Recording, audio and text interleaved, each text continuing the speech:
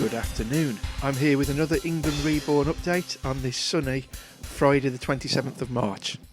If you haven't yet, please click subscribe to stay up to date with all England Reborn podcasts and vlogs. Now on a Friday I'd usually be thinking about popping to a pub after work before coming home for a takeaway with the wife. Instead, I'm at home. I've just finished working from home and this evening I'll be going to my fridge for a beer instead of one of our excellent pubs and bars. At least I get to choose which room to drink in. And of course, I can still order a takeaway. Today's news, of course, is that Prime Minister Boris Johnson and Secretary of State for Health Matt Hancock are in self-isolation, having both tested positive for COVID-19 coronavirus. This, if anything, proves that nobody is immune to this virus, unless, of course, you've already had it. Both Boris Johnson and Matt Hancock have put out videos from their respective homes, and at present are suffering from mild symptoms. Hopefully it will stay that way. In respect of immunity, we should, if confirmation of it working is made, have access to COVID-19 antibody tests within the next couple of weeks, or so has been announced. So let's hope it's sooner rather than later. These tests do already exist, but they're in short supply. The government is ordering several million tests for the population. Why is this? Well, if you've had COVID-19 coronavirus, however mild, and you are immune, you should be able to go back about your daily business with a semblance of normality. Of course, how that'll work in practice, I don't know. Whether you'll have a little card on you that will say you're immune, so if you get stopped by the police while you're wandering about in public, they can sort of let you go. Who knows?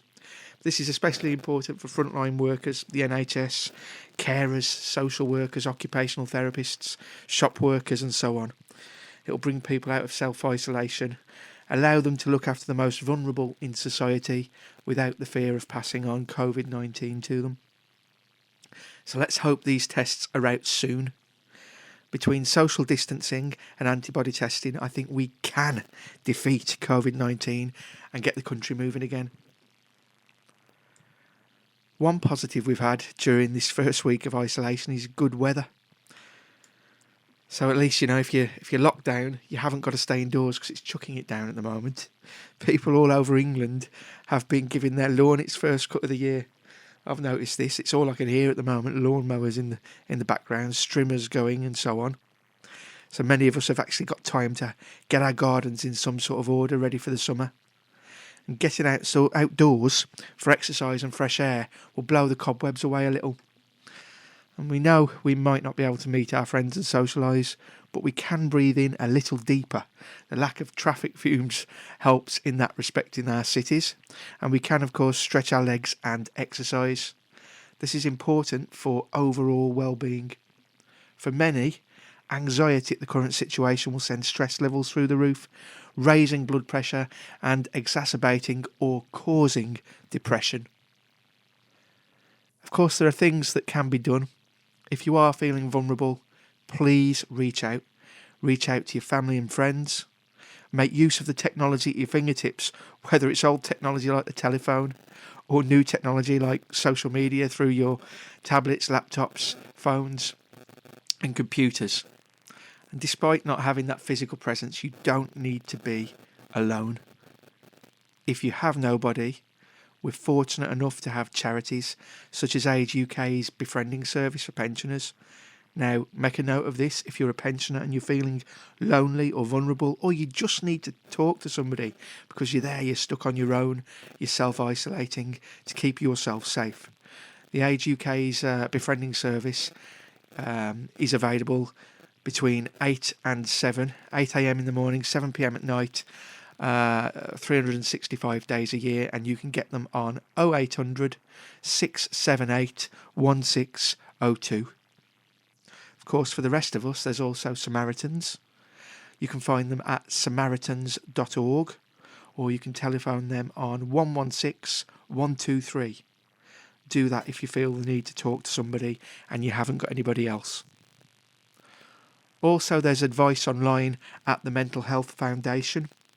That's mentalhealth.org.uk. So that's mentalhealth.org.uk. Don't suffer in silence. People everywhere are willing to help. Local groups have been organised through Facebook and other social media outlets to fetch shopping for those not able to. We all know how difficult booking online shop has been in the last couple of weeks. If you are struggling, please make sure you reach out. Help is available. Anybody following England Reborn on Twitter, that's at England_Reborn, and through Facebook, will have an idea that I've been tracking the situation regarding blood pressure medication and COVID-19. This is something that has come up relatively recently. There's so many of us are on blood pressure medication and have concerns. Now, there's not a lot out there, to be honest, but there is word that certain blood pressure medications can worsen COVID-19. So I've been tracking the situation through reports and peer-reviewed papers that have been made available recently. As millions of people with high blood pressure will know, attempting to find concise information and at present at least regarding the risks associated with hypertension and certain blood pressure medication is difficult. In particular, there are concerns regarding the use of ACE inhibitors and angiotensin receptor blockers, or ARBs as they're known.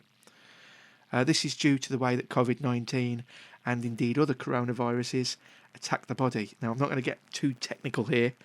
I'm not a doctor, I'm not a scientist, but investigation in the scientific community continues. There's speculation as to whether ACE inhibitors such as ramipril, lisinopril, and many other medications that end in pril, you'll find that ACE inhibitors generally, or at least all, I think, end in pril, and ARBs such as losartan, candesartan, and again, the other medications ending in sartan, may be detrimental to your health and cause more severe symptoms should you be infected with COVID-19. Though, on the other hand, other reports are saying that they may well be beneficial and support your body in fighting off COVID-19. Hopefully we'll hear a little more soon. The likes of the University of Minnesota in America, many other institutions and individual doctors and scientists are studying this right now. So for all of you on blood pressure medication, try not to worry. The official advice is to keep taking the medication you're taking until further is known.